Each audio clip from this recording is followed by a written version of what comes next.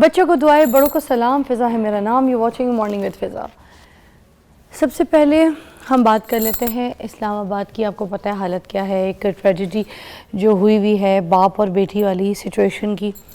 ठीक है, उसमें क्योंकि जो बाप हैं आपको पता है वो कर्नल हैं, रिटायर्ड कर्नल, तो उनकी बेटी जो है वो 25 बरस की हो चुकी थी और अपनी बेटी को कहीं ड्रॉप करने के लिए जा रहे थे।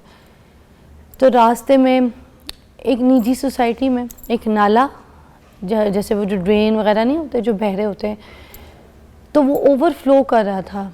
तो ओवरफ्लो करके वो एक बाहर जो राउंड अबाउट जैसा गोल चक्कर होता है ना, उस स्पेस पे वहाँ पे उसका पानी बहुत ज़्यादा निकल रहा था। तो उन्होंने वहाँ से गुज़रने की कोशिश की कि मैं यहाँ से निकल जाऊँगा, लेकिन वहाँ पर उनकी जो गाड़ी थी वो स्टक हो गई। अब वो जो वीडियो जो सामने आई ना, उसमें वो गाड़ी उस नाले में जा गिरी और वो पानी पूरा का पूरा जो है ना उसको प्रेशर से उस गाड़ी को बहा कर ले गया। आप देख ले 2 दिन से ज़्यादा अभी तक हो चुका है, मगर कोई भी गाड़ी का पता नहीं लगा सका अभी तक। उनका मतलब कोई हमें नहीं पता कि किस तरफ, किस पानी के किस हिस्से में, किस नाले के कौन सी जगह पे, कौन सी सुरंग में जाके जो है ना वो गाड़ी फंस गई है। अब वो नाला जो है आगे जाके दरिया में गिर जाता है। तो दरिया तक भी जो रेस्क्यू टीम्स हैं वो काफ़ी ढूंढ चुकी हैं, गाड़ी का कोई सुराख नहीं मिल रहा। बाप और बेटी कहीं से भी जो है ना तलाश करने की कोशिश के बावजूद जो है ना नहीं कर। अब फिर इवन पाकिस्तान नेवी के जो जवान हैं वो भी इसी रेस्क्यू में शामिल हैं। हेलीकॉप्टर्स तक का यूज़ किया जा रहा है और जो रेस्क्यू के अफराद हैं वो भी कश्तियों में बैठ बैठ के मेटल डिटेक्टर्स जो है ना वो लगाकर नीचे ढूंढने की कोशिश करते रहे। मगर कल रात तक ये काफ़ी इन्होंने ट्राई किया मगर नहीं, कोई सुराख नहीं मिला। तो गाड़ी जो है वो नहीं मिल रही। अल्लाह ताला से दुआ ये है कि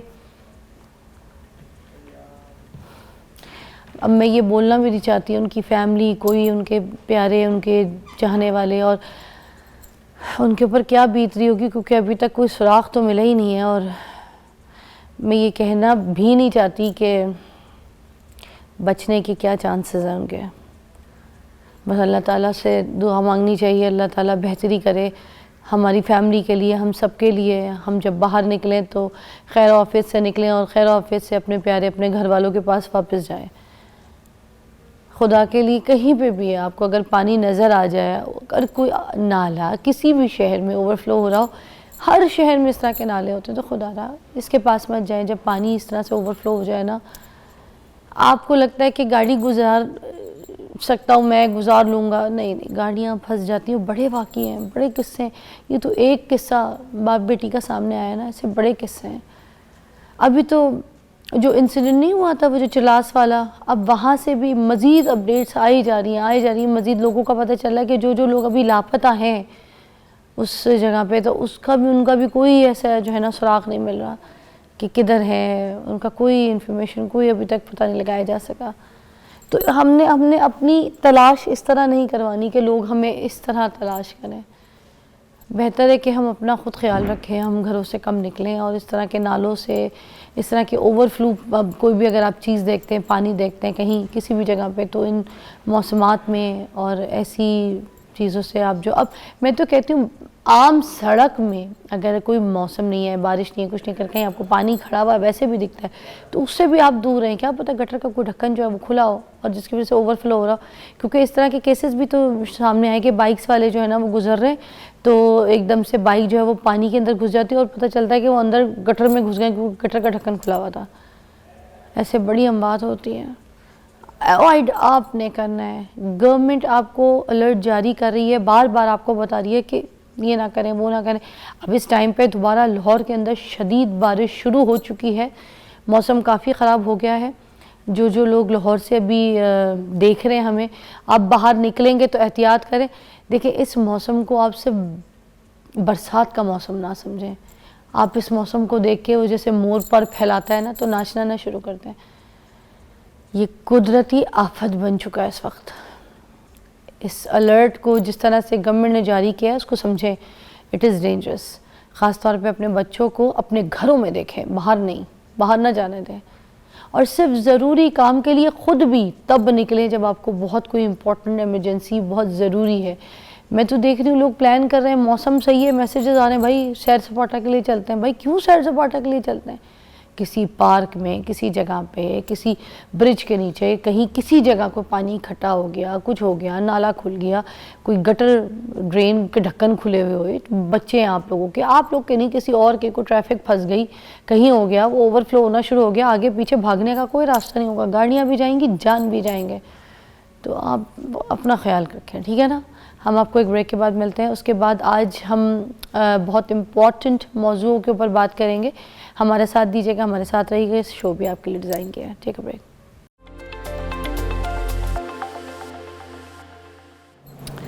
welcome back, you watching morning with Fiza. अभी हम बात करेंगे नाज़रीन यहाँ पर एक बड़े इम्पॉर्टेंट टॉपिक के ऊपर, ख़वातीन के हवाले से जो पेल्विक पेन होता है उसके ऊपर बात करेंगे। और मैं बताऊँ, पेल्विक पेन पे मैंने बहुत सी औरतें देखी हैं जो बात ही नहीं करती हैं।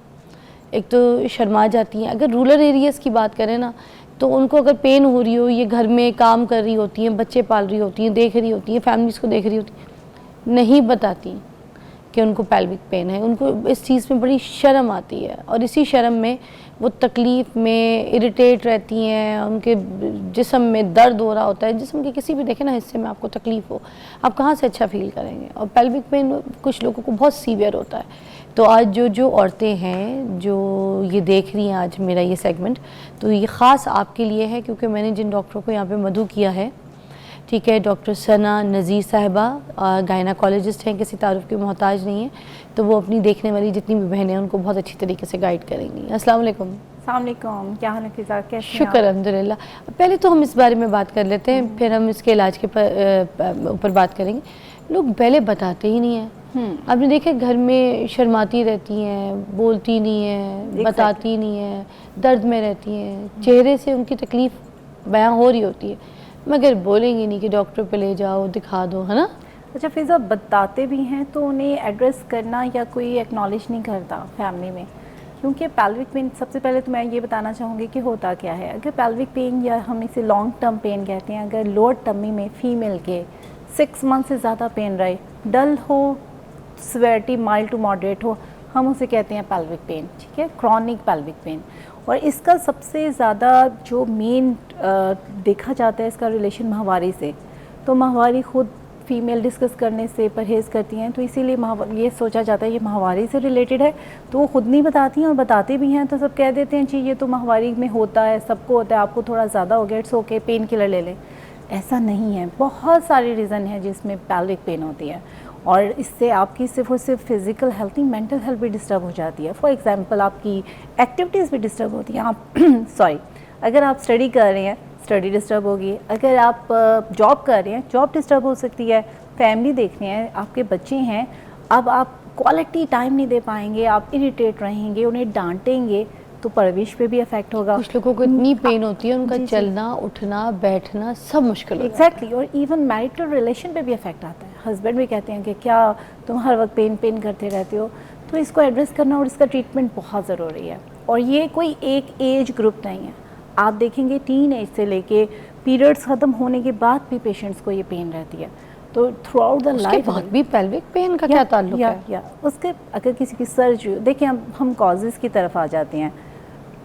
आप कॉज का पता चल जाएगा तो आपको पता चलेगा ये किस किस को हो सकता है, तो फिर आपको ये भी पता चलेगा कि कौन कौन सा है। हमें तो मतलब यही आइडिया है ना कि माहवारी की वजह से पेल्विक पेन का कोई इशू, उसके अलावा और कौन से ऐसे इश्यूज हैं जिसकी वजह से पेल्विक पेन सीवियर हो सकता है? देखिए, इसमें पेल्विस में 3 ऑर्गन होते हैं। अगर आप कहें कि फिज़िकल रीज़न हो कोई, उसमें आप सबसे पहले होता है ब्लैडर, मसाना।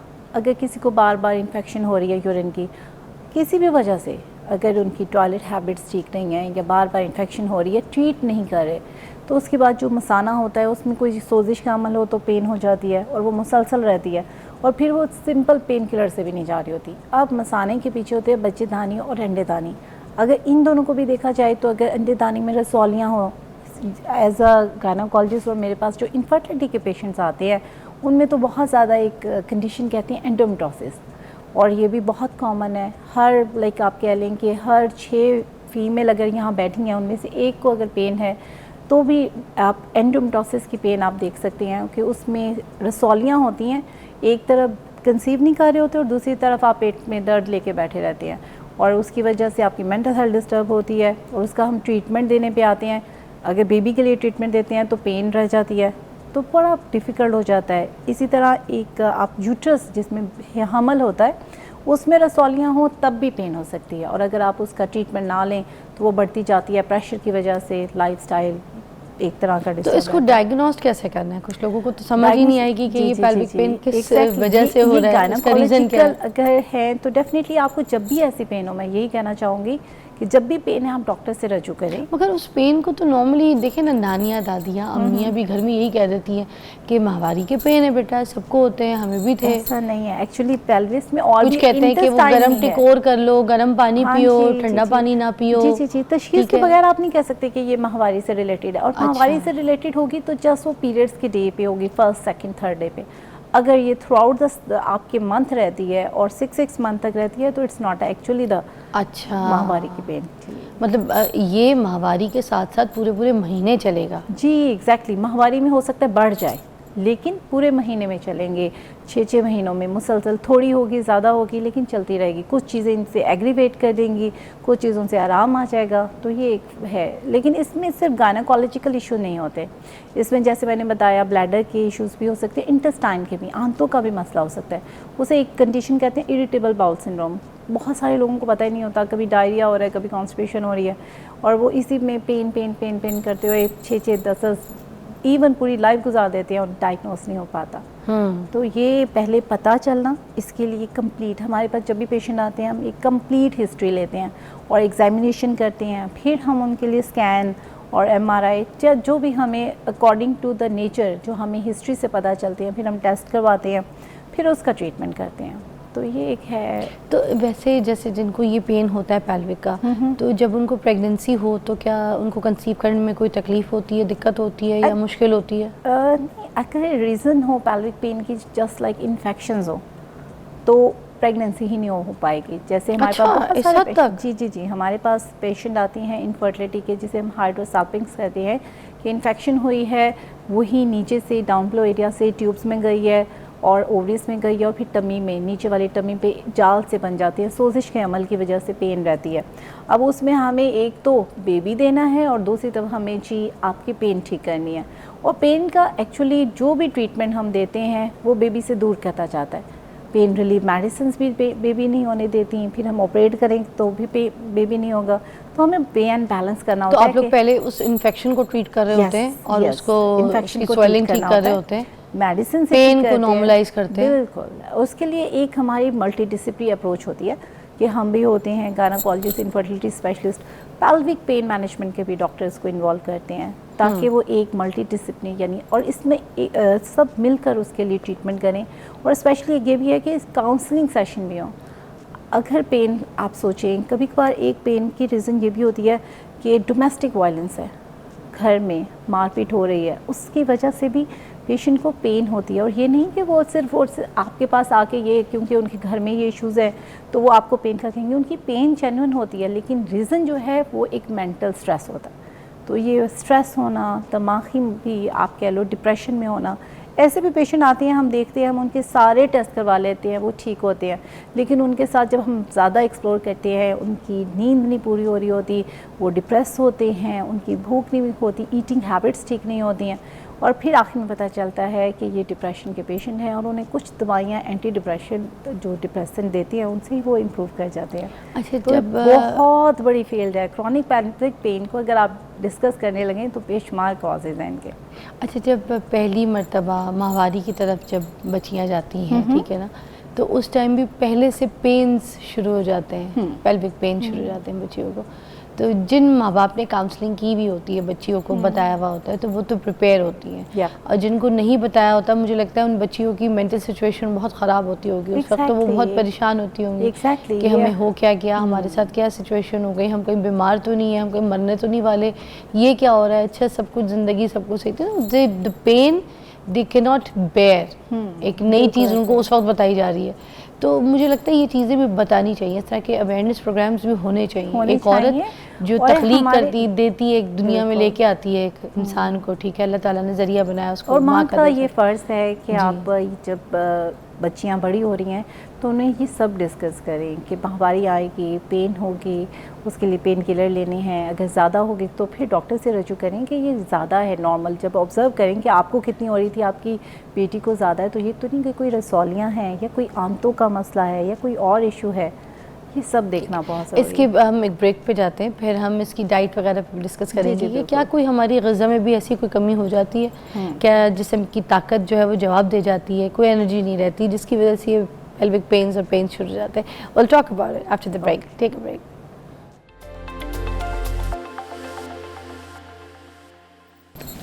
अच्छा, डॉक्टर सना हमारे साथ मौजूद हैं और हम पेल्विक पेन के ऊपर आज बात कर रहे हैं। मुझे बताइएगा कि जब हमारे पाकिस्तान में मोस्टली जब औरतें प्रेग्नेंट होती हैं, ठीक है, प्रेगनेंट से पहले तो ये जो माहवारी के पेन्स, उससे ही वो बीमार घर में घूम रही होती है। अच्छा, इसलिए भी क्योंकि उन्होंने अपनी अम्मियों को भी इसी हालत में देखा होता है, ठीक है, अम्मी भी हर वक्त इस तरह अपनी तकलीफ़ का इजहार करेंगी, तो वो बच्चियों में भी आता है।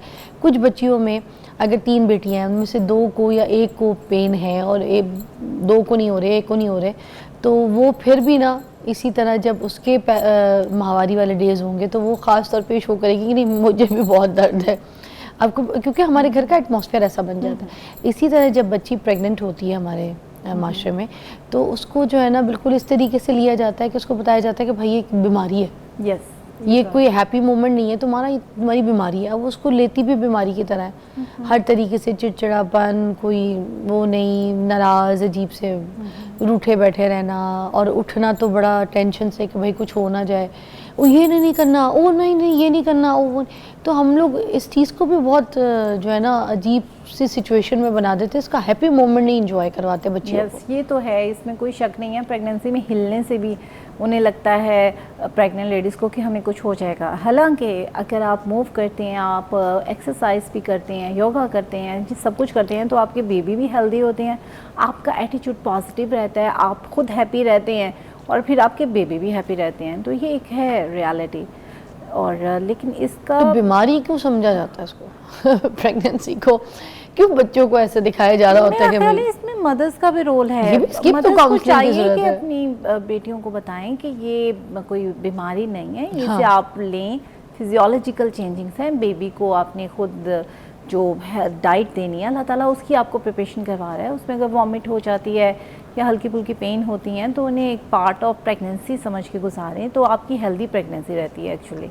हाँ। वरना आप यकीन करें, अगर आप और मैं भी 1 हफ्ता बैठे रहेंगे ना घर पे, तो हमें भी वॉमिट और नोजिया फीलिंग स्टार्ट हो जाएगी। लाइक ये है कि आप कोई काम नहीं होगा तो कुछ तो आपको होगा ना फीलिंग, तो इसीलिए आपको कुछ ना कुछ बिजी रहना चाहिए इवन इन प्रेगनेंसी। अच्छा, उसके बाद जब फिर से माहवारी शुरू होती है या फिर ये डेट्स शुरू होती हैं, आपको पता है फिर वो ज़रा लॉन्ग टर्म होती हैं। जो आम लड़कियों की जो डेट्स होती हैं उसके डेज से बहुत ज़्यादा वाले डेज होते हैं। कुछ लोगों को डेज ऊपर चले जाते हैं, जितने डेज के जैसे होता है, तो ये बहुत ज़्यादा ऊपर चले जाता है। फीडिंग पे हों तो फिर आपके हार्मोनल होता है कि आपको हार्मोन्स इम्बैलेंस की वजह से आपको पीरियड्स नहीं आ रहे होते। अच्छा, it's quite normal. 3 to 4 month अगर आपको नहीं आते या फिर आपको अगर कोई भी इरेगुलर होते हैं, इट्स क्वाइट। तो मेडिकल क्या सजेस्ट करता है किस लिहाज से कि अगर कितने महीने नहीं आए तो 3 मंथ्स अगर आपका इरेगुलर साइकिल रहता है तो आप इग्नोर करें। खुद बॉडी जो है, यूट्रस, ओवरीज अपना फंक्शन खुद से स्टार्ट कर देंगी, क्योंकि एक बहुत 9 मंथ उन्होंने एक बिल्कुल डिफरेंट फेज़ गुजारी होती है, तो टाइम लगता है ब्रेन को एक्सेप्ट करने में कि जी अब ये चल रहा है।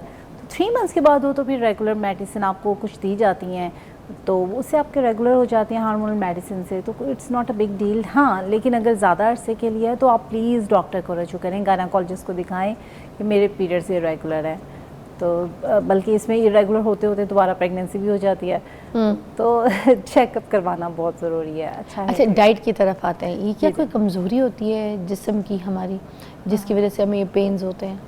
अच्छा, एक्चुअली फिज़ा ये रीज़न है कि आपकी रीज़न क्या है, कॉज क्या है। अगर आपको गायनी इशू है, सिस्ट हैं, रसौलियाँ हैं, स्पेशली जैसे मैं आपको बार बार एंडोमेट्रियोटिक सिस्ट के लिए कह रही हूँ, तो उसमें आपकी सोजिश का अमल ज़्यादा है, और सोजिश के अमल की वजह से अगर आपको पेन है तो एंटी इन्फ्लेमेटरी डाइट एक्चुअली बहुत अच्छा रोल प्ले कर सकती है। एंटी इन्फ्लेमेटरी डाइट है जिसमें आपकी जंक फूड नहीं है, आपका ऑयल का यूज़ है, दूसरा ऑयल और घी कम यूज़ करें, और ये सारी फास्ट फूड को छोड़ें, मीठे को छोड़ें, ये सब इन्फ्लेमेटरी है। तो बहुत सारे पेशेंट को जिनको भी पेन होती है उन्हें अगर आप इन चीज़ों से रोकें और कहें कि जी आप ये सब ना खाएं बल्कि हेल्दी ऑर्गेनिक फूड लें, फ्रूट्स वेजिटेबल खाएं और स्पेशली ऑलिव ऑयल का इस्तेमाल करें और एक्सरसाइज करें। एक्सरसाइज से भी आपकी बॉडी की इन्फ्लेमेशन कम होती है। योगा करें, साइकिलिंग करें, ये सब चीज़ें आपको एक तो रिलैक्स करती हैं आपकी बॉडी को, आपके यूट्रस को, आपके जो पेल्विक ऑर्गन है उनकी ब्लड सप्लाई अच्छी करती हैं और पेन में काफ़ी फ़ायदा होता है। और आप पॉजिटिव भी सोचते हो जब आप ये सब करते हो, तो बहुत बहुत मेजर रोल है डाइट का भी, एक्सरसाइज का और ये फिज़िकल वर्क का अगर आपको पेन है। और ये दूध वगैरह, दूध में शहद पीना, हल्दी वाला दूध, ये काम करता है? हल्दी बहुत एंटी इन्फ्लेमेटरी, वेरी नाइस है। हल्दी आपकी इन्फ्लेमेशन को कम करती है, पेन को कम करती है, और मेरा ख्याल है ये बेस्ट है कि अगर किसी को पेन है तो वो ज़रूर ये लें, रात में लें, किसी भी फॉर्म में लें, दूध में लेनी है, कहवे में लेनी है, जिस भी फॉर्म में लें ज़रूर लें, उनसे फ़ायदा होता है। ये तो एक मेरा एक्सपीरियंस भी है, जिन पेशेंट को देते हैं उन्हें काफ़ी फ़ायदा हो जाता है इससे। कोई ऐसी बात जो आपको लगता है ज़रूरी है इस हिसाब से बताना, और कोई रह गई है तो प्लीज़ उसको ज़रूर एड्रेस करें। मैं टेक होम मैसेज ये देना चाहूँगी कि अगर आपको पेन है, स्पेशली पेन है, तो आप प्लीज़ डॉक्टर से रजू करें।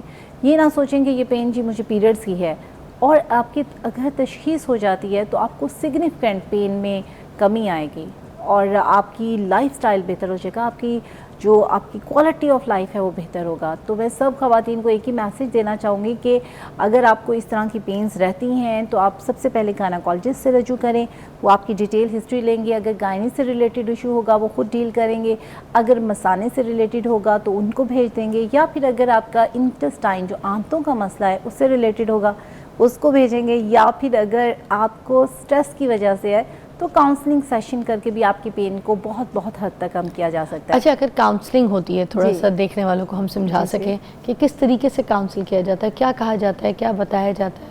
एक्चुअली सबसे पहले तो एड्रेस किया जाता है आपकी पेन क्या है। जब उन्हें रियलाइज़ होता है कि कोई है जो मेरी पेन को एक्सेप्ट कर रहा है, जो मेंटल स्ट्रेस हो, जो यही बात हम जो कहते हैं घर पे सुनते नहीं, लोग कहते हैं नहीं हाँ, है। जब उनको कोई सुनने लगता है और उन्हें बताने लगता है कि जी हाँ हम समझ सकते हैं आपको पेन है, और इस पेन को आप खुद कैसे ठीक कर सकती हैं अपनी एक तरह की विल पावर से, तो उसमें एक पॉजिटिव होप आती है। और यही काउंसलिंग की सबसे बड़ी, और आप जब अपनी सारी की सारी बॉडी की बता रहे होते हैं और जब ये आप पॉजिटिव सोच लेते हैं कि यार मुझे कोई मसला नहीं है और मैं खुद अपने आप को इस नेगेटिव फीलिंग से बाहर ला सकता हूँ, तो इससे मेरी पेन ठीक होती है, तो आप खुद ब खुद पॉजिटिव सोच के पेन रिलीव आपको हो जाती है। तो काउंसलिंग का बहुत इंपॉर्टेंट रोल है। इवन फिजिकल पेन, अगर किसी भी ऑर्गन की कोई पेन है तब भी अगर आप काउंसलिंग करते हैं, तो हमारे यहाँ पाकिस्तान में ट्रेंड नहीं है काउंसलिंग का। अच्छा। बल्कि काउंसलिंग कहा जाता है तो कहा जाता है शायद हम उन्हें कह रहे हैं कि ये मेंटल है, ये है दीवानी, लाइक बहुत गलत कॉन्सेप्ट है। बाहर तो आप ज़रा सा आप स्ट्रेस लेते हो, जॉब आपने ओवर आवर्स दे दिए, आप थोड़ा सा स्ट्रेसफुल होते हो, आप फ़ौरन काउंसलिंग सेशन के लिए जाते हैं। तो इसको भी मेरा ख्याल है हमारे पाकिस्तान में होना चाहिए, काउंसलिंग सेशन होने चाहिए, स्पेशली अगर पेन है उसके लिए तो ज़रूर होना चाहिए। अच्छा, ये माहवारी के दौरान ठीक है, और जो प्रेगनेंसी के दौरान फिर ये जो आपको पता ही जो कोल्ड ड्रिंक बहुत बच्चियाँ पीती हैं, yes, तो is that okay to take, और या फिर ये कुछ गलत है, डेंजर कॉज कोल्ड ड्रिंक देखिए मीठा है, उसमें भी इतने शुगर आप कह लें एक बोतल में होते हैं, तो जो शुगर है ना वो सो इन्फ्लेमेटरी है। एक तो मैं जैसे इनफर्टिलिटी स्पेशलिस्ट हूँ, तो हमारी तो बेऔलादी का एक बड़ी रीज़न होती है कि इन्फ्लेमेशन होती है, बेबी चिपक नहीं पाता। इन्फ्लेमेशन की वजह से पूरे एरिया में दर्द रहती है। तो आप अगर ये कोल्ड ड्रिंक शोल्ड अभी से स्टार्ट कराएंगे टीन एज ग्रुप में, तो इसका बहुत ज़्यादा इफेक्ट होता है और पेन्स भी बहुत ज़्यादा बढ़ती हैं। चॉकलेट्स, अच्छा चॉकलेट तो ये कहा जाता है जब पीरियड्स होते हैं तो बच्चियों को, अगर सर्च भी करें तो गूगल में भी लिखा होता है कि आपको क्रैम्प्स होते हैं, आपको चॉकलेट की क्रेविंग होती है, आपके मूड स्विंग होते हैं। अब बच्चियों को गूगल ये समझा रहा है, मैं कहती हूँ हाँ गूगल ये लिखता है ना, गूगल से जो पूछेंगे वो उसी से आपके माइंड को पढ़ के ना आपको पॉजिटिव जैसे आप होते हैं आपको वैसे ही जवाब देता है। exactly. तो ये अजीब सी बात है। और फिर लड़कियां भी जो है ना वो ये, अगर किसी एक लड़की को स्टार्ट हो गए तो दूसरी लड़की को यही बताएगी कि भाई मूड स्विंग होते हैं और चॉकलेट की क्रेविंग होती है, मीठा खाने को दिल करता है, आइसक्रीम खाने को दिल करता है, और बस चिड़चिड़े होते हैं, ठीक है, आप और बस अब जिन लड़कियों को नहीं भी स्टार्ट होते हैं और उनको पहले बता दिया जाता है उन बच्चियों को कि बेटा ये कुछ सीन होगा, ये होगा, तो वो पहले ही घर में अपनी फैमिली को बता देती है, अपनी अम्मियों को, बहनों को, कि भाई मेरे भी मूड स्विंग होंगे, मुझे भी गुस्सा आएगा। तो ये वाकई आता है बस अच्छा, ये हर बच्ची को या फिर कुछ लोगों को? अगर कुछ बच्चियां ऐसा करती हैं तो उससे वही शेर आया वाली बात होती है कि एक्चुअल पेन होगी तो सारे कहेंगे ये तो करती रहती है, पेन ही कहती रहती है। मगर हम डरा भी तो रहे हैं। बच्चियों को भी समझना चाहिए जब पेन है जेन्युइन तो तभी बताना चाहिए। अच्छा फिजा, एक और मैं बात करना चाहूँगी, आजकल एक कॉन्सेप्ट बड़ा आ रहा है वेपिंग बहुत ज़्यादा, आप भी चाहेंगी तो ये टीन एज ग्रुप में यूनिवर्सिटी गर्ल्स के बड़ा अजीब टीन एज भी vaping, tin you sure? Tin, हाँ जी बिल्कुल, ई सिगरेट 13, 14, 15 इवन स्कूल्स में भी। Are you kidding? No absolutely, आप देखेंगे बल्कि कुछ स्कूल्स में भी बताया गया कि बच्चे वेप का वो जो डिवाइस है वो लाए हुए थे। और वेप का सबसे बड़ा नुकसान ये होता है कि आसपास वालों को पता ही नहीं चलता कि स्मोकिंग की स्मेल नहीं होती ना, बट वेप भी उसमें निकोटीन है, उसमें सब कुछ है, वो भी इन्फ्लेमेशन करवाते हैं बहुत सारे साइड इफेक्ट के साथ, वो भी आपको पेन और बढ़ा सकते हैं। और आप कह रही हैं स्कूल्स में भी लेकर आते हैं, तो ये कौन से पेरेंट्स हैं जो अपने बच्चों को ये अलाउ भी करते हैं? छुप के भी बच्चे अगर कर रहे हैं तो पूरा तो माँ बाप जो है बिल्कुल ही देख रहे हो, माय गॉड। तो सुनिए ये भी बहुत डेंजर कॉज होता है। ओह माय गॉड, इनसे भी लाइक आपकी बॉडी में कोई भी चीज़ इन्फ्लेमेशन करवा रही है, वही इन्फ्लेमेशन जाल बनाती जाएगी अंदर और आपको इन्फेक्शन, अगर एडिड कुछ फैक्टर ऐड भी तो होते जाते हैं ना लाइफ के साथ साथ, तो वो सब मिलकर आपको एक ऐसी पेन दे देंगे कि वो आप सारी लाइफ उसे लेके बैठेंगे। But right treatment, right doctor से आपको बहुत जल्दी आपको सिग्निफिकेंट आपका इम्प्रूवमेंट ला सकता है। थैंक यू, बहुत बहुत शुक्रिया आपका, बड़ा अच्छी तरीके से आपने हमें गाइड किया। आखिर में सिर्फ ये कहना चाहूँगी, जो बच्चियाँ हैं जिनको ये डेट्स स्टार्ट होने लगी होती हैं तो उनकी फैमिली जो है उनको अच्छी तरीके से समझाए, काउंसलिंग करें, उनको प्रिपेयर करें और उनको इस तरीके का ट्रॉमा ना दे, उनको ये ना डराए कि बेटा ऐसा होता है, बेटा वैसा होता है, बेटा मूड्स ख़राब रहते हैं, बेटा इतने क्रैम्स होते हैं। बच्चों को नॉर्मल चीज़ों को, सिचुएशन को हैंडल करना सिखाएं और साथ उनको ये बताएं कि अगर कोई सीरियस सिचुएशन है तो आप डिस्कस करें, आप बताएं। अगर पेन है तो फिर उसके लिए आप जरूर कि कहीं और इशू, किसी और चीज को चेक करवाएं, रूल आउट करवाएं। अगर सब कुछ ठीक होगा तो खुद भी आपको एक तरह का श्योर होगा, आप रिलैक्स हो जाओगे और एक कोई लॉन्ग टर्म हो नहीं पाएगी। एक तरह का है ना कि आपको पेन, अगर आप उसके राइट टाइम पे ट्रीटमेंट दे दोगे तो वो क्रॉनिक पैल्विक पेन नहीं होगा। Right, thank you so much. Thank you so much. Break के बाद मिलते हैं।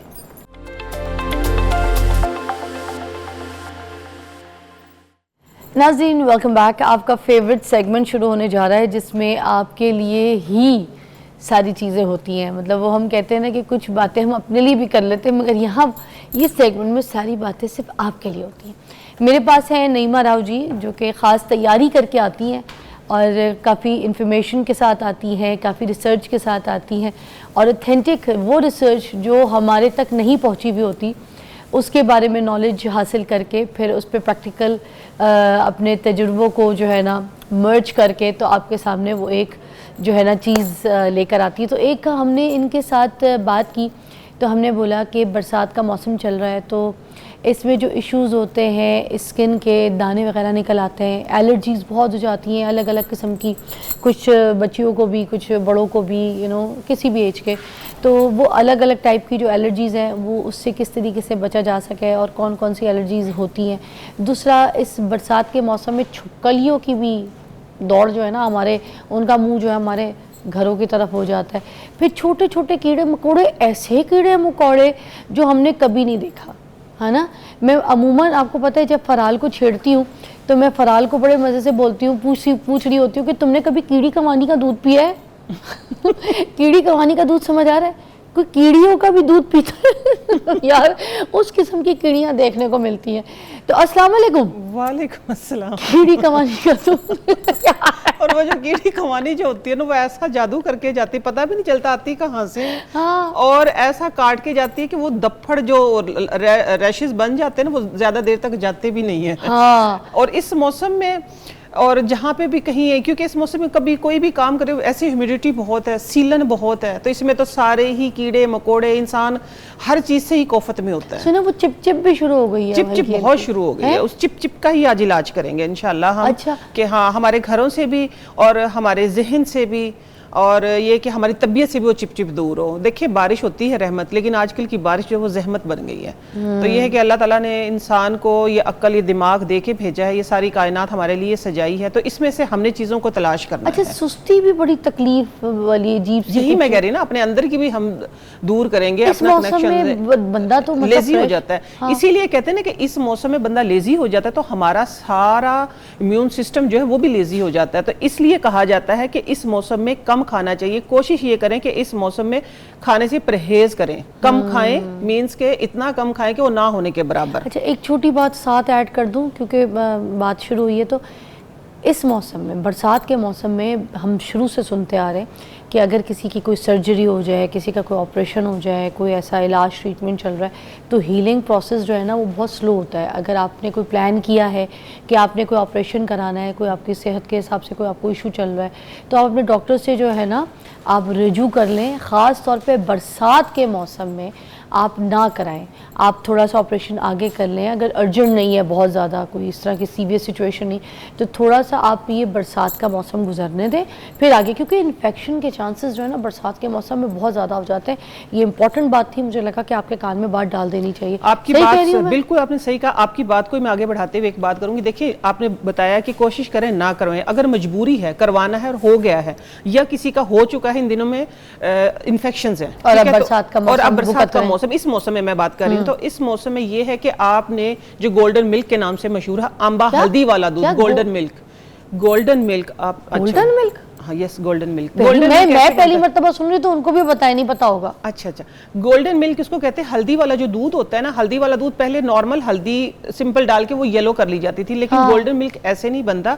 एक्चुअली जो हमारे उसमें बनता था, क्योंकि हमने भी अपने जब ऑपरेशन वगैरह हुए, छिले हुए, तो उनमें हमने पिया है। अच्छा। ठीक है, क्योंकि सिजेरियन ऑपरेशन से ही हुए थे, तो हमारी अम्मी वो लाजमी पिलाती थी गोल्डन मिल्क। उसका नाम अभी गोल्डन मिल्क आ गया, जरा पहले उसको बोलते थे कि ये हल्दी वाला दूध या सुनहरा दूध, ऐसे वो बनता है ऐसे। उसके नहीं, उसकी थोड़ी सी रेसिपी जो है वो चेंज है, मैं बता दूं। इस मौसम के हिसाब से वैसे नॉर्मल बंदों को भी पीना चाहिए, इन्फेक्शंस को खत्म करता है। खास तौर पे जिनके ऑपरेशन किसी टाइप का भी है, ठीक है, उनको जरूर पीना चाहिए। वो ऐसा है कि आधा चम्मच आपने लेना है देसी घी, उसके अंदर सिर्फ एक लौंग कड़कड़ा ले, थोड़ी सी लौंग ना वो फूल जाएगी। जैसे ही लौंग फूलेगी ना, तो आपने फौरन से दूध डालना है उसके अंदर।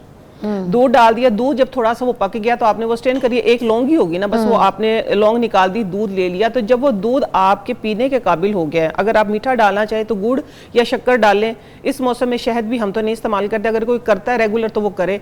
लेकिन बाद में आंबा हल्दी जो होती है, वाइल्ड टर्मरिक जिसको बोलते हैं ना, जो बड़े बड़े कचालू टाइप होती है, ठीक है, आंबा हल्दी आपने जो टीस्पून है उसका चौथा हिस्सा डाले। इंशाल्लाह अगर इन्फेक्शन है किसी किस्म का तो वो भी खत्म हो जाएगा 1 महीने के अंदर अंदर।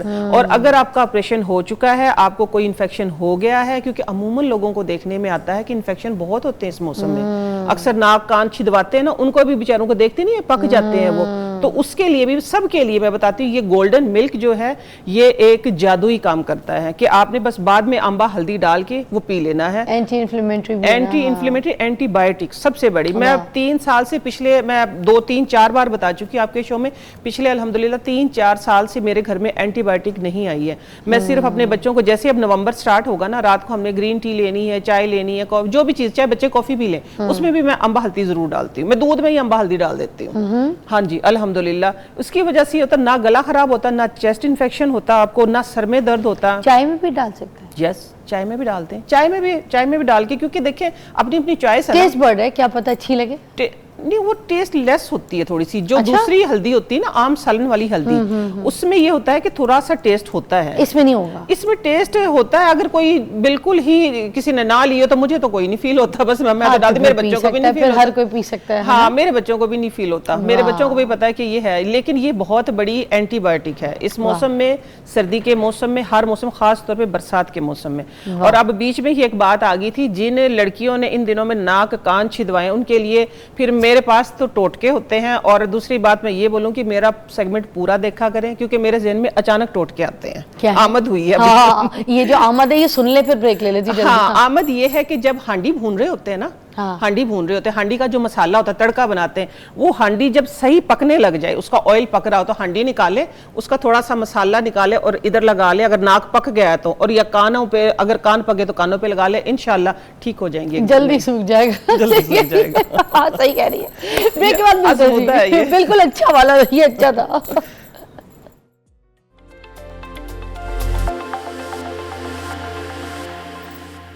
हम यहाँ पर आपके सामने कुछ अब बनाएंगे चीजें, क्या बना रही हैं अब आप? आज मैं जिस तरह मैंने आप बताए थे ना, स्टार्ट में हमने बात की थी कि सुस्ती होती है, सुस्ती के हिसाब में पहले मैं ये चढ़ा दूं, इसलिए मैं पहले ये वाली रेमेडी करने लगी हूँ। वो तो नीम है, वो हमने किस चीज की रेमेडी करके बता रही हैं? मैं इस चीज़ की रेमेडी करके बता रही हूँ, ये आप टेस्ट कर लें पहले, ये इसी की रेमेडी पहले हम करेंगे, दूसरा हम बताएंगे साथ में, ठीक है। इस मौसम में ना जो हम नाश्ता करते हैं ना, अमूमन हम अपने बचपन से ही देखते आ रहे हैं। फिर वो एक औरत ने सवाल उठाया था कि आप आपकी दादी अम्मा नहीं है, आप सिर्फ नानी अम्मा का नाम लेती, तो मैं आप लोगों को बताती चलूं, मैंने मेरी दादी अम्मा को बहुत कम देखा, बहुत ही छोटी थी मेरी दादी अम्मा, फोत हो गई थी। अच्छा। तो नानी अम्मा को माशाल्लाह मैंने 102 साल की उम्र तक देखा है। यानी माशाल्लाह। मेरे बचपन से लेके नानी अम्मा मेरी 1-1.5 साल पहले तक थी अल्हम्दुलिल्लाह, और 102 साल की उम्र में गई हैं, और उनके सारे टोटके, सारे खाने के तरीके, सलीके, तो सारा सब कुछ देखा, तो इसलिए मैं वो ज्यादा शेयर करती हूँ। अभी भी वो गई नहीं है, आपके साथ ही चल रही है, मेरे साथ ही चल रही है, उन्हीं का बताती हूँ मैं। ये क्या है? ये मुझे हलवा पकड़ा है। ये मैंने दलिया बनाया है इस मौसम में। ये हलवा दलिया? ये मीठा दलिया है, ये अभी हम लाइव भी बनाएंगे। तो ये हलवा इस जैसा है? मौसम- हाँ बिल्कुल हलवे जैसा। बहुत मजे का है। अच्छा, वाह।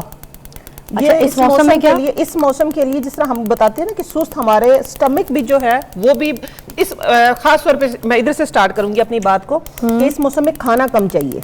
अच्छा। और जो खाना है वो भी आपने हल्का खाना है। तो हल्के खाने में सबसे पहले क्या है? क्यों? हाँ, कम क्यों खाना है इस मौसम? कम इसलिए खाना, वही मैं बता रही हूँ आपको, कि जिस तरह हमने बताया ना, पहले हमने बात की थी कि हमारा जो स्टमक है, पूरी बॉडी सुस्त होती, सुस्ती छाई होती है। हमारा जो स्टमक है वो भी कम, आप ये कहें कि ज्यादा हाजमा नहीं करता है। ह्यूमिडिटी का मौसम है, पसीना भी नहीं आ रहा होता, उलझन हो रही होती है, चम्मच देना जरा मुझे इधर से, तो उलझन हो रही होती है। तो इस मौसम में, खास तौर पे बरसात के मौसम में, मेरी नानी अम्मा ये इस तरह का जो सावन भादू का मौसम होता था, इस मौसम में दलिया बनाती थी। अच्छा। और हिदायत भी यही करती थी कि दलिया खाएं, क्योंकि ये हल्का होता है, ये हाजमे को दुरुस्त रखता है। अच्छा। लेकिन जो दलिया बनाना है वो देसी घी में बनाना है। अच्छा। ठीक है, हाँ, वो देसी घी में। वो बनाना कैसे है? क्या देसी घी डाला है ना, मैंने अभी बताया ना, देसी घी में हमने बनाना। देसी घी में बनाना किस तरीके से? जौ का दलिया चाहे गंदम का दलिया, दलिया हल्का होता है, ये हमारे हाजमे को ठीक रखता है। हमारे अंदर जो एसिडिटी का, खास तौर पे जो हम इससे पहले जो हम खाते हैं ना, गोश्त को इस मौसम में मना किस लिए किया जाता है कि गोश्त को आप हजम नहीं कर पाते। गोश्त इस मौसम में मना, निहारी, पाए वगैरह जो है ना, इस मौसम में खास तौर पे परहेज करना चाहिए। इस मौसम में हम जैसे सुस्त होते हैं, हमारा इंटरनल सिस्टम भी इसी तरीके से सेंसिटिव होता है। अच्छा, गोश्त की इंटेक भी हमने कम ले ली? गोश्त की इंटेक खास तौर पे कम लेनी। अगर गोश्त लेना भी है, अगर आपने गोश्त लेना भी है, तो आपने आलू की चॉइस कम रखनी है। बहुत, जिनको बहुत ही कोई आदी है तो वो ले सकते हैं। कद्दू, टिंडा, ये इस तरह की सब्जियां। पालक से भी हम मना करते थे, हम तो नहीं लेते पालक, अगर कोई पालक लेता है तो ठीक है, लेकिन ये है कि पालक क्यों मना है? अब ये भी नई चीजें बता रही हैं आप। हाँ, मैं नई चीजें ही बता रही, इसीलिए तो फिर मैं आई नई चीजें बताने के लिए। पालक भी इसलिए बना कि उसमें आयरन ज्यादा, ताकत वाली जो ज्यादा चीजें हैं ना, मैं बताती हूँ, जो ज्यादा ताकत वाली चीजें हैं उनसे जरा परहेज करना चाहिए इस मौसम में। इसलिए कि हमारा हाजमा, सादा अल्फाज में मैं बताऊँ, हमारा हाजमा जो है, हमारा मैदा जो है, वो इसको इतना जज्ब या डाइजेस्ट नहीं कर पाता। अच्छा। अगर आपने लेना भी है तो फिर आप ग्रीन टी, इस तरह की चीजें साथ में जरूर ले। इस मौसम में खास तौर पर जो ड्रिंक आपने लेनी है, वो आपने थोड़ा सा दूध डालें इसके अंदर। अगर आपने ड्रिंक लेनी है तो फिर आप उसमें शिकंजी का इंतखाब करें। अच्छा। शिकंजी किसकी? कि काले नमक के साथ। ये काले नमक के साथ? काले नमक के साथ। अच्छा, ये देखिए, ये जौ का दलिया था, साथ में इसके अंदर थोड़ा सा मैंने गंदम का दलिया, 2 हिस्से जौ का दलिया, 1 हिस्सा गंदम का दलिया, साथ साथ मैं बता दूं, ये मैंने इसको भूनने के लिए डाल लिया। मुझे पानी चाहिए था, सॉरी, पानी पानी पानी पानी। गुड़िया, मुझे पानी पकड़वा दोगी वहां से? साथ साथ में मैं बात भी करती रहूंगी, क्योंकि ये टाइम थोड़ा सा टाइम लेता है ये वाला। अच्छा। हाँ, ठीक है। अच्छा, इसमें इसलिए हमने इसमें जो ज्यादा हमने इस्तेमाल करना है, कोशिश करें कि जिस तरह पहले मना कर दिया था ना कि पानी में नमक डाल के ना पिएं, लेकिन हम कहते हैं पानी में नमक डाल के पिएं इस मौसम में खास तौर पे। ये देखें, इसमें साथ में गई है सौंफ। ओके। ये देखें, सौंफ भी गई है। चलिए मैं अपनी रेमेडी, देसी घी में जौ का दलिया, सौंफ, ठीक है। सौंफ किस लिए डाली है मैंने कि हाजमा दुरुस्त करती है, हाजमे के लिए बहुत अच्छी है, ठीक है, थैंक यू रखने, हाजमे के लिए बहुत अच्छी। बादाम भी दे दें मुझे, थोड़े से बादाम बस, ठीक है, सिर्फ टेस्ट के लिए, 2 से 3 4 बस इस तरह। ये हमने बादाम डाल दिए हैं इसके अंदर, और साथ में किशमिश भी दे दें, थोड़ी सी किशमिश। ये एक ऐसा बहुत ही अच्छा बड़ा ही यूनिक सा, 3 4 और दे दें, यूनिक सी एक रेमेडी मैं आप लोगों को शेयर करने लगी हूँ कि इस मौसम में, अच्छा इसको पका के भी आप रख सकते हैं। जब आप दलिया को भून के बनाएंगी ना, तो फिर ये जो अर्थराइटिस के मरीज है ना, वो जौ का दलिया परहेज करते हैं।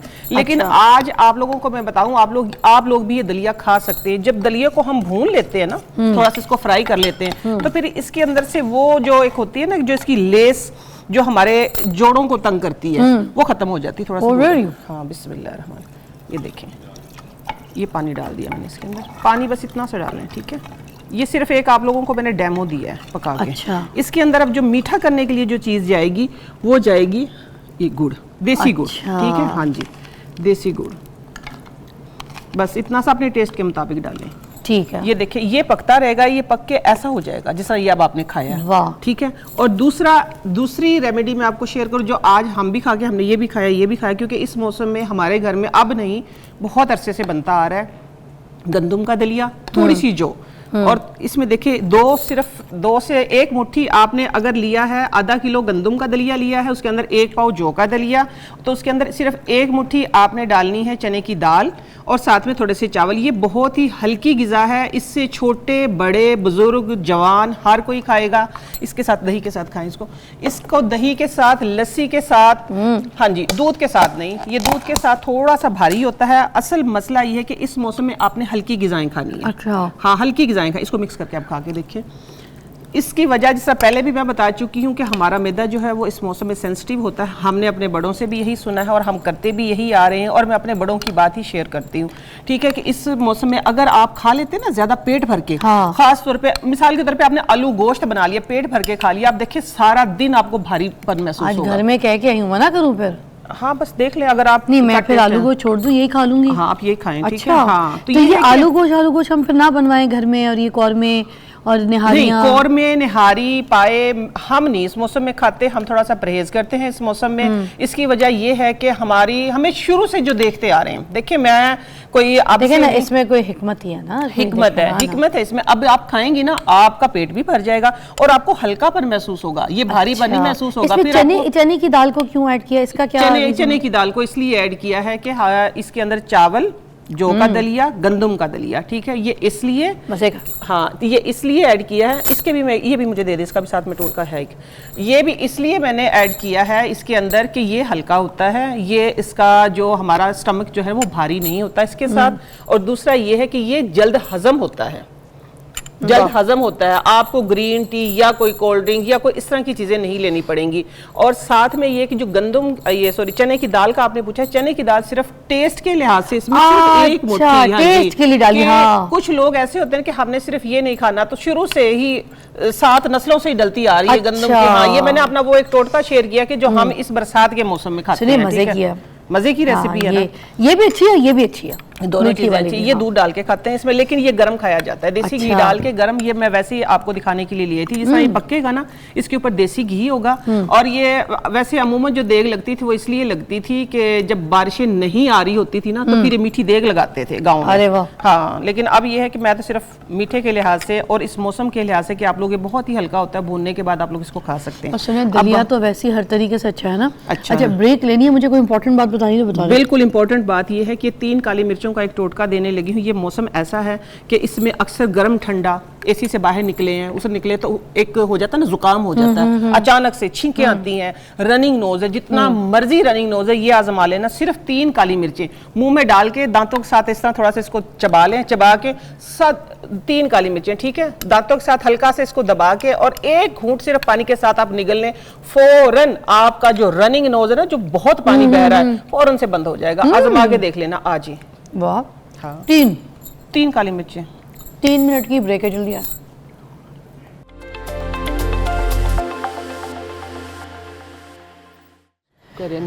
यार वैसे मैं एक बात बताऊं, सच्ची है, मुझे सिर्फ इतना बताएं, आज मुझे ये पता चल गया कि ये जो आप काला जादू कर रही हैं ना, जो लाइव आप कर रही हैं, ठीक है, मुंह में तो आप कुछ पढ़ती रहती हैं, पता नहीं क्या क्या पढ़ती रहती हैं, आपने काले इल्म में PhD की हुई है, ये मुझे आज पता चला, इससे पहले नहीं पता था किस किस तरीके के सूत्र लेकर आई हैं। ठीक है, ये काला जादू हो रहा है।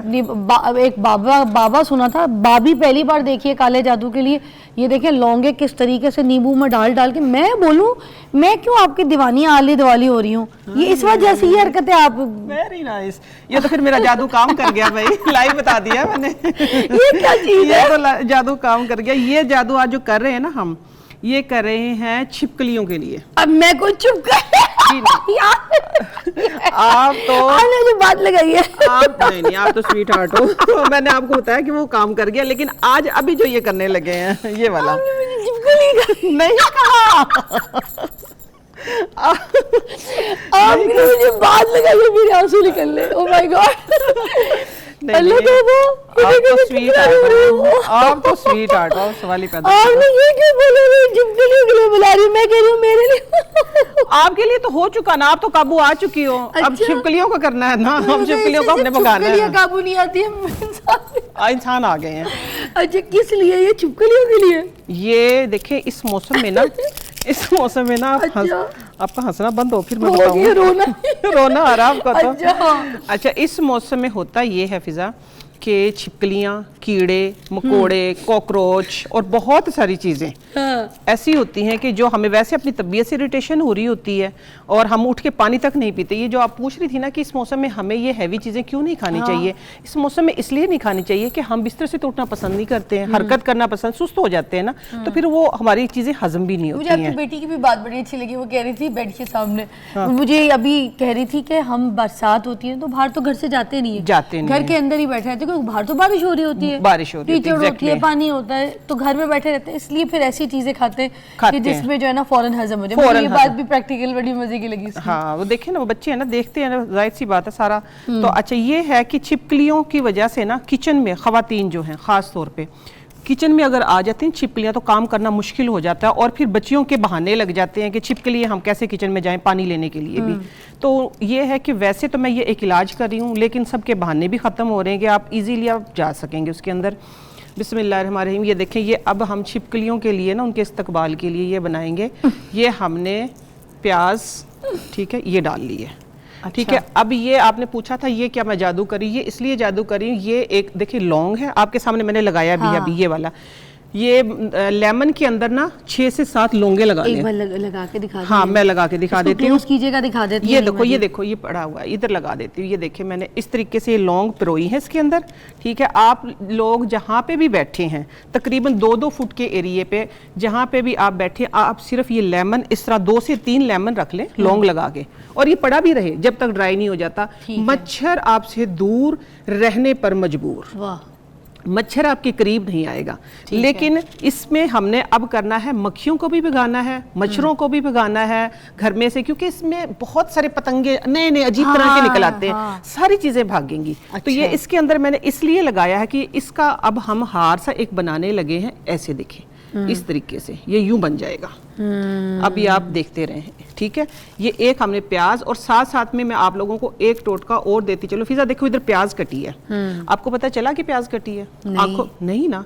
उसकी वजह ये है कि जब भी आप प्याज काटे ना, साथ में पहले ये होता था कि हम ना प्याज का एक पीस ऊपर लगा, आलू का पीस सॉरी लगा लेते थे, जिस तरह ये काटी है ना मैंने प्याज, इस तरह से।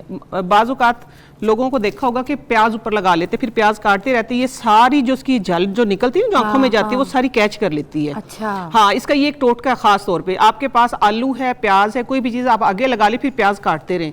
मतलब प्याज ही काट रहे हैं, प्याज का ऐसे आगे हाँ, प्याज का आगे लगा ले, वो उसकी सारी जिस तरह एंटीना कैच नहीं कर लेता, शुआएं इस तरह कैच कर। अभी आपको देखे ना लाइव है, पता चला? नहीं पता चला ना, आप लोगों को किसी को नहीं पता चला इधर प्याज कटी, वरना प्याज कटी पूरे माहौल को पता चल जाता है। ये खास टोटका, आगे प्याज लगा के प्याज काटे, सवाल ही पैदा नहीं होता, आंखों में चल जाए। अभी देख ले, लाइव है ना ये। और दूसरा धागा जो है ये भी शक्कर है इसके अंदर, ये छोटी छोटी रेमेडी। दूसरी एक और बात, अगर ब्रेड हो, ब्रेड का एक पीस मुंह में ले लें, सर पे लगा लें, आगे लगा लें, ये छोटी छोटी चीजें हैं। थोड़ा सा बस ये कि अगर आप क्रिएटिव हो तो सारी चीजें आपके लिए हैं। कभी हांडी के लिए बड़ी बड़ी प्याज काटनी पड़ती हैं, और फिर ये होता है कि आंखों में पानी, फिर ये कहते हैं कि क्या हो गया, क्यों रो रहे हैं, कुछ भी नहीं है। देखो, अब फिजा भी इधर खड़ी है, मैं भी खड़ी हूँ, ये कैमरामैन भी खड़े हैं, सब किसी को कोई इस आंखों में नहीं गई है, नहीं नहीं गई है ना। अभी देखें ये एक बन गया है, नजर आ रहा है ना। हाँ।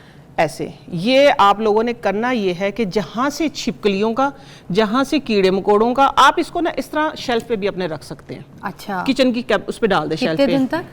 ये जब तक सूख ना जाए कोई मसला नहीं है। अच्छा। हाँ, ये लटका रहे, कितने रुपए में मुफ्त का बन गया, घर में जो चीजें पड़ी होती हैं। फिर आपने इसके ऊपर नोट लगानी, डबल धागा है ना, आप इसको इस तरह लटका दें। ठीक है, लो पकड़ के दिखा दो। हाँ, आप जरा, हैंगर लंबा है ना ये आज बड़ी बातें लगा दी मुझे। मैं आप किसी, मुझे लगता है अब देखो मुझे ऊपर देखना पड़ रहा है, मैंने कहा इधर का हैंगर लंबा है। आपके मियाँ तो फैसलाबादी नहीं हो, आप क्यों जुगते लगा रही हो मुझे?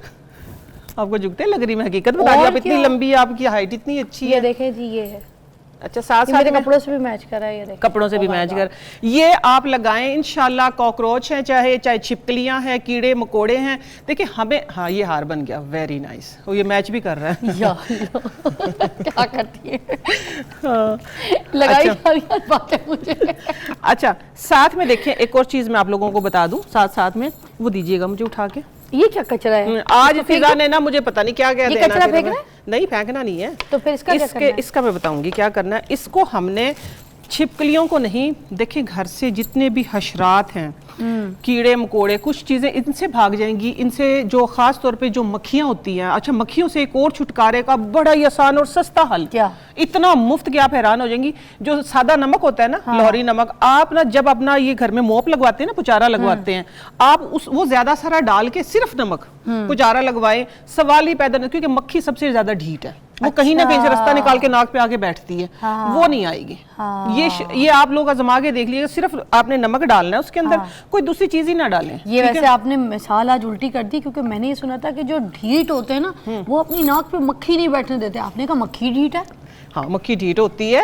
आप जितने मर्जी तैयार हो, वो कहीं ना कहीं से ना आगे नाक में बैठती है। आप आजमा लेना कभी जिंदगी में। ये देखो, ये दलिया भी बन गया हमारा। ये नहीं कहेंगे जिसकी नाक पे बैठ नहीं रही वो ढीठ है, कह रही मक्खी ढीठ है। मक्खी अक्सर ढीठ होती है।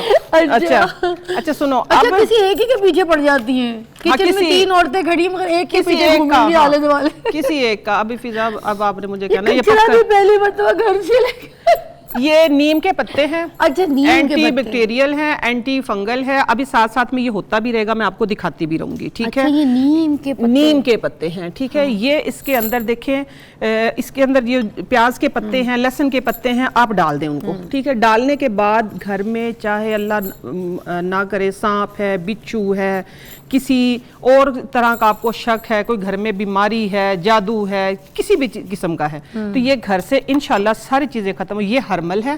साथ साथ में इनकी मैं तारीफ भी करती रहूंगी, आप लोगों को बताती भी रहूंगी। ये जादू टूना असेब हर चीज से, हर चीज से। ये देखिए, इधर रखते हैं इसको ना, नजर किधर, नहीं, इधर ही सेंटर में, इसी जगह एज इट इज ऐसे। हाँ, ये देखें, ये है हरमल है। ठीक है, हरमल।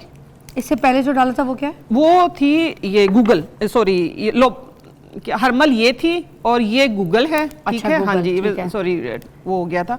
ये हरमल है। हरमल का भी एक बड़ा ही कारामद और जादुई टोटका, वो भी मैं आप लोगों को बताऊंगी। ठीक है, साथ साथ में। और इसके साथ साथ फिजा वो उठा ले, क्या लोबान है ये लोबान। हाँ, ये नबी करीम सल्लल्लाहु अलैहि वसल्लम के ज़माने से, हाँ, इसकी धुनी जो है, इसके ये उससे उस तरह से क्या कहते हैं, तिब्बे नबी से लिया हुआ ये टोटका है। और आप अपने घर में इसका धुआं जो है हफ्ते में एटलीस्ट एक बार, और आजकल के मौसम में हर रोज एक बार जरूर करें। दोबारा करें। ये जल नहीं रही है। ये कागज पड़ा पीछे। अच्छा, एक ब्रेक लेने रुक जाए, एक ब्रेक के बाद वापस आते हैं तो फिर जला दीजिएगा। ये क्या डाल रही हैं? ये काफूर है, चलिए जलाते हैं फिर। अच्छा, फिर रुक जाते हैं। ठीक है, दलिया एक बार दोबारा आपको दोबारा समझा देंगे, परेशान ना। ब्रेक के बाद वापस आइए। ये दलिया बन।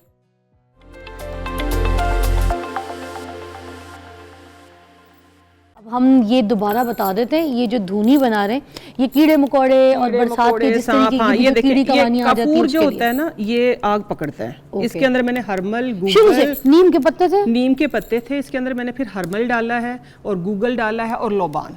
लोबान की बाकी सारी चीजों की आप लोगों को पता है। अभी आग बुझ जाएगी। ये सारा इसका जो धुआं है ना, और साथ में ये मेरे हाथ में जो है काफूर है। इससे एक तो कीड़े मकोड़े जो होते हैं ना, खुशबू से बहुत भागते हैं। देखिए ना, खुशबू वाला धुआं इरिटेट नहीं कर रहा हमें। नहीं, ये हाँ, ये जब बुझ जाएगा तो ये सारे इसके आपके ना सेट के अंदर ये धुआं फैलेगा, और यहाँ से जो कीड़े मकोड़े जो होंगे वो बाहर निकल जाएंगे। वो देखिए कैमरामैन भाग गए। कैमरामैन खड़ा है, स्टैंड खड़ा है, सवाल ही पैदा नहीं, नहीं। दूसरा कैमरामैन का है। हाँ, कहाँ चले गए आपने? ये क्या किया है लाइव मेरे साथ? उसके दिमाग में कीड़ा था। उसके दिमाग में कीड़ा। हाँ, ये देखें, अब हम ये बुझ गई है ना, अब ये आराम से जलती रहेगी। जो इसके अंदर हमने नीम डाला है ना, वो एंटी बैक्टीरियल है, ठीक है, एंटी फंगल है, वो जरासीम को ख़त्म करता है। लोबान जो है, और लोबान है, गूगल है, हरमल है। हरमल बीमारियों का इलाज है, बीमारियों को घर से ख़त्म करती है। आपकी घर में कोई भी आसेब साया कुछ भी हो, क्योंकि मुख्तलिफ लोग इसको मुख्तलिफ तरह से इस्तेमाल करते हैं। धुनी का कॉन्सेप्ट जब आता था, यही जिस तरह आपने शुरू में कह दिया था, पीर बाबे कोई इनकी वजह से, लेकिन नहीं, ये बीमारियों को घर से भगाती है। और इस मौसम में ख़ास तौर पर हर रोज़ आप लोगों को अपने घर में धुनी देनी चाहिए। ये अच्छा, और ये जो मिंट का एक आ रहा है, ये मिंट का एक फ्लेवर जो आ रहा है, ये मिंट नहीं है, ये काफूर की आपको खुशबू आ रही है। देखे ना, ये काफूर जो है, ये खुशबू भी पकड़ता है। अच्छा, और बिल्कुल ऐसे जैसे वो हम दवाई लगाते हैं बच्चों की छाती पे और नाक पे, ऐसे बिल्कुल बिल्कुल ऐसे ही वही है।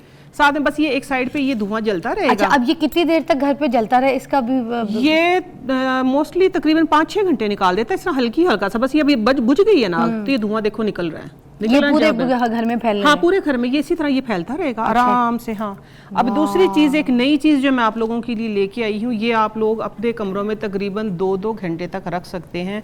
ये प्याज में मैंने होल किया है, ठीक है, ये देखिए प्याज में, ठीक है। और दूसरा फिर इसके अंदर मैंने सरसों का सादा तेल डाल के, और ये एक बत्ती बना के डाल दी है, किसकी? जो पहले जो रुई होती है, कॉटन होती है, उसकी, ठीक है। अब हमने इसका जलाना है चिराग, दिया ना, दिया लो जला दो।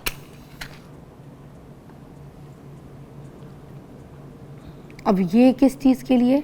ये मैं बता देती हूँ। अभी देखिए, हमने जो छिपकली भगाने के लिए, घर में से मच्छर मक्खी सारी चीज़ें भगाने के लिए जो किया था, वो इसलिए किया था ना कि उसके अंदर प्याज हमने परोई थी, ठीक है। अब ये प्याज के अंदर मैंने तेल डाल के, ये देर तक जलता रहेगा। अच्छा, हाँ, ये देर तक जलता रहेगा। इसको इस तरह दरमियान में हम कर देंगे, और ये भी आपके घर से सारी चीज़ें, इस तरह मच्छर है, मक्खी है, आपके घर से कीड़े मकोड़े हैं, आप किचन में इसको जला के रख सकते हैं, लेकिन थोड़ा सा जहाँ पे ऊपर कोई छत वगैरह ना हो, उस तरह। अच्छा। इसका जो ये धुआं है ना, इसका ऊपर काला कर देगा वरना। इसका काजल भी बहुत अच्छा बनता है। अच्छा। आंखों के लिए। हाँ, एलर्जी जिनको हो इस मौसम में होती है ना, एलर्जी हो जाती है, प्याज का बहुत अच्छा। थोड़ी सी आपको आंखों में ना जलन जरूर होगी। मुझे देना टिश्यू जरा जल्दी से, मैं अभी बना के अर्जेंट बना के दिखा दूंगी आप लोगों को काजल। हमारे पास 30 सेकंड्स हैं। 30 सेकंड है। हाँ, अच्छा है ना। हाँ, एक आपने नुस्खा बताना था, वो जरूर मैं चाह रही थी। हाँ, वो जरूर, स्किन एलर्जी का है वो नुस्खा। हाँ, चले मैं उस पर बात कर लेती हूँ, वो जरूरी है। देखिए, इस मौसम में एलर्जी होती है। मुझे खुद बड़ा एक फेमस ब्रांड है, मैंने उसकी एलोवेरा जेल इस्तेमाल की थी, मुझे आई थी PR, ठीक है। पता नहीं वल्लाह आलम वो एक्सपायर थी या क्या, मुझे सूट नहीं की, तो मुझे सीवियर एलर्जी हो गई, जिसका मैंने सिर्फ 3 दिन में, आज चौथा दिन है, मैंने इलाज किया है। किस चीज़ से? ब्राउन शक्कर ली है मैंने, ठीक है, और मुल्तानी मिट्टी। मुल्तानी मिट्टी इस मौसम में इस्तेमाल करनी चाहिए। सिर्फ ये पता होना चाहिए कि हमें कौन सी चीज़ किस मौसम में इस्तेमाल करनी है। बरसात में, जिस मौसम में चिपचिपाहट होती है। हाँ, और शहद, थोड़ा सा शहद डाल लें, ठीक है, और साथ में बेसन जरूरी है। ओके। हाँ, और ये देखिए, ये एक पेस्ट बन गया, बहुत ही अच्छा सा एक पेस्ट बन जाएगा। आपकी स्किन पे एलर्जी है, ये मेरे पास पानी है, पानी भी डाल सकते हैं। अगर आपके पास अर्के गुलाब है तो आप अर्के गुलाब भी डालें, ठीक है। ये देखिए, ये आप लोगों ने इस तरह करना है, क्योंकि मैं तो इसी तरीके से हाथ पे घोल के और यूं ही लगा लेती हूँ, ठीक है।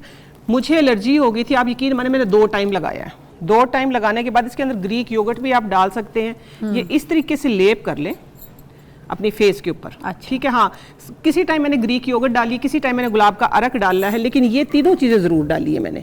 और मैंने मुंह पे लेप करके तकरीबन 15 से 20 मिनट छोड़ा है। एक दफा फिर शावर किया बीच में, और मेरे निशान भी, शुक्र अल्लाह का, कि एलर्जी की वजह से जो दाने बने थे ना, वो निशान भी नहीं पड़े हैं, कि वो इससे कवर होगी फौरन से। इस तरीके से आपने लेप करना है। 15 से 20 मिनट के बाद जब थोड़ा सा ड्राई हो जाएगा ना, तो आपने फिर शावर कर लेना है इसके ऊपर। सूखने नहीं देना, सूखने नहीं देना। फिर उसके बाद थोड़ा सा दूसरे टाइम में बस आप उसको वॉश कर लें। मैंने दिन में 2 बार लाजमी किया है, और एक दिन 3 बार भी किया है। तो अल्लाह का शुक्र है कि मेरी एलर्जी खत्म होगी। तो आप लोग भी इसको जरूर करें। दूसरा ये कि एलर्जी की वजह से जो दाने बनते, फिर दाने खत्म होते, फिर ओपन पोर्स होते हैं, ओपन पोर्स भी नहीं होने दिए इसने। इतना जादुई टोटका, इतना जादुई नुस्खा इस बरसात के मौसम के लिए है। मुझे दलिया चखा दे तुम। हाँ, बिल्कुल, चले जाएंगे भले, है ना। गरम दलिया था ये, अब ये गरम।